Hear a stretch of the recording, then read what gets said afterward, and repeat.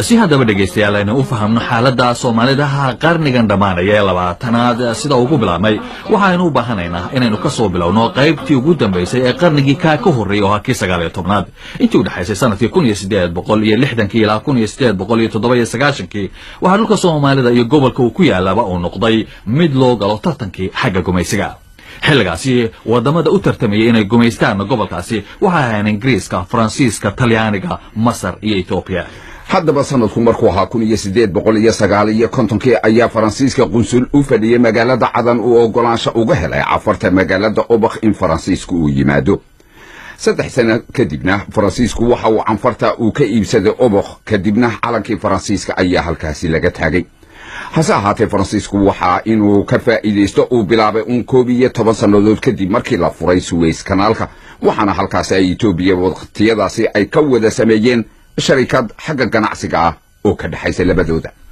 dhinaca kale haddii aynu eegnana Talyaaniga ayaa isna bilaabay sidii uu meel uga heli lahaa gobolka Badda Cas waxaana wasiirka arrimaha dibadda ee Talyaaniga waqtigaasi oo lahaa uu awood siiyay baadari hore u fadhiyi jiray dalka Ethiopia oo la oran jiray Giuseppe Sapeto in Talyaaniga meel uu uga helo halkaasi 1869 ee Mr. Giuseppe uu helay magaalada Layada Casab sanadkii ka dambeeyayna shirkad Talyaaniga oo ku hawlanayd wixii maraya Suez kanaalka oo ku socda India ayaa Talyaaniga Casab uga iibisay afarta sida taariikhdu ay qorayso. xilligaasi Masar ayaa iyaduna dareentay tartanka gobolka loogu jiro dabadeedna waxa ay soo nooleeyeen Turkiga oo hore isagu u sheegan jiray xeebaha Badda Cas. sanadku markuu ahaa 1866 ayaa Turkigu dabadeed Sokayn iyo Musawac oo Eritrea ku wareejiyay dawladii Khadiif Ismaaciil ee Masar iyadu markaasi ka dhisnayd oo iyaduna dabadeed sheegatay xeebaha Soomaalida. dawladdaasi Khadiif Ismaaciil barasaabkii u fadhiyay Suudaan ayaa dabadeed sanadku markuu 1887 booqasho ku yimid isagoo ujeedadaas u socda magaalooyinka Tajura, Zaylac iyo Berbera. mar dambana waxa la soo diray nin la oran jiray Maxamed Jamaal Bey oo calankii Masaarida isagu ka taagay Bulaxaar iyo Berbera.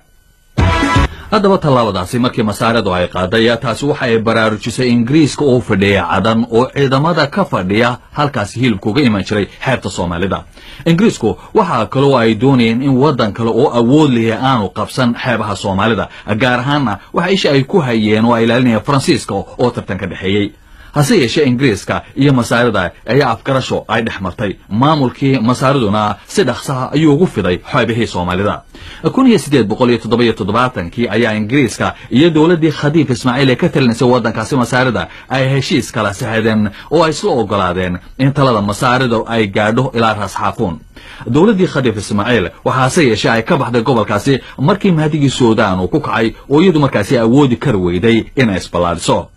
intii Masaaridu ay ka talinayeen xeebaha Soomaalidana waxa ay hagaajiyeen waxa kamid ahaa dekedaha magaalooyinka Berbera iyo Zaylac noobiyada ay dhiseen iyo biyaha macaan ee Dubaar ee magaalada Berbera waxa kale oo ay dhiseen masaajido. markii haddaba Masaaridu ay ka baxeen xeebaha Soomaalida ayaa Ingiriisku waxa uu bilaabay inuu heshiisiyo oo la galo qabaa'ilka waqooyiga Soomaalida si uu u ilaaliyo hilibkii magaalada Berbera uga iman jiray ciidamadiisii ka fadhiyay magaalada Cadan oo muhiim u ahayd ganacsiga ula lahaa wadanka India.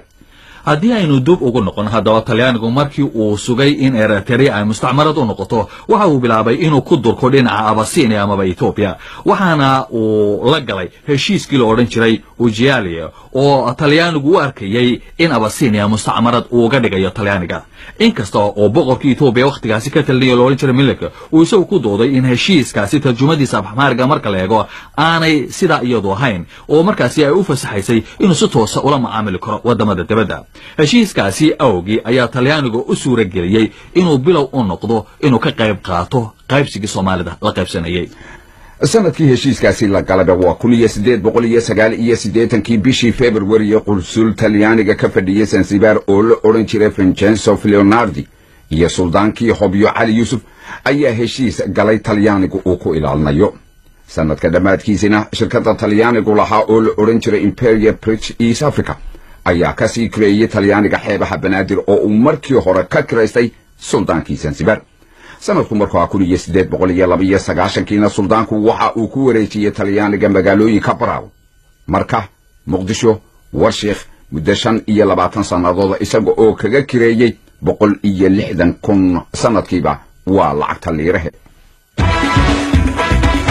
haddii haddaba aynu dib ugu laabano abasiiniya amaba etoobiya markii uu arkay damcii reer yurub ayaa boqorkii etoobiya ka talinaya wakhtigaasi emanlik waxa waraaq uu u qoray dalalka awoodda lahay wakhtigaasi jiray sanadkii 1891 warqadaasi waxa uu ku yidhi etoobiya muddo 14 qarni ah ayaa waxay ahayd jasiirad ku dhex taala dad cawaana haddii wadamo meel fog ka yimi ay u yimaadeen inay afrika iyagu qaybsadaan kuma tala jiro in aan noqdo ruux daawanaya oo aan danka lahayn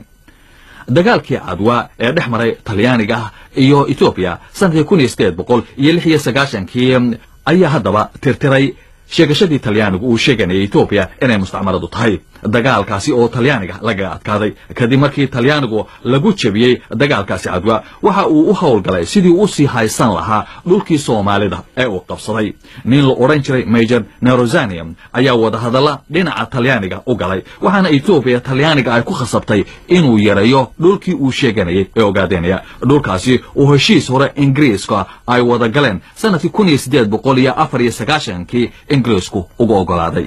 sanadku markuu 1897 ayay Itoobiya iyo Ingiriisku waxay wada galeen heshiis tusmaynaya sida ay u kala leeyihiin dhulka Soomaalida. hase ahaatee Soomaalidu waxay u ogaatay waxa dhacay 30 sannadood kadib markii la isku dayay in soodinta u dhaxaysa la calaamadiyo. sheekadaasi marka aynu soo gaadno ayaynu haddaba ku soo noqon doonaa dhegaystayaal hase yeeshee haddii aynu ku soo dhawaano qarnigan dhammaaday waxa Soomaalida uu u bilaabmay iyada oo la gumaysto.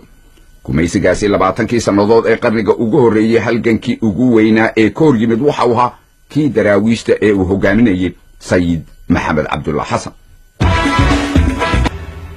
sida haddaba qiyaasu tahay sayidku waxa uu dhashay bishii abril 7 sanadkii 1864 waxa uu ku dhashay ceel laga cabo oo ku yaala meel u dhaxaysa Wedwed iyo Bohole 7 jir markuu ahaa ayuu quraanka barashadiisa bilaabay 19 jir markii uu gaarayna waxa uu noqday sheekh oo loogu yeeray intii barashada cilmiga uu ku jiray Sayid Maxamed Cabdulla Xasan meelihii uu soo maray ee uu tagay waxa kamid ahaa magaalada Harar ee dalka Itoobiya Muqdisho Suudaan iyo Maka intii uu joogay Maka waxa macallin oo noqday amaba uu ku xidhmay Sayid Maxamed Saalex oo dariiqada saalixeeda isagu ku aftirsato Sayid Maxamed Cabdulla Xasan markii uu Berbera ku soo laabtay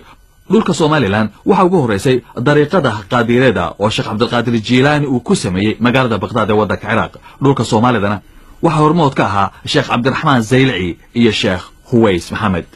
Sayid Maxamed markii uu soo laabtay waxa uu isagu u watay dariiqada saalix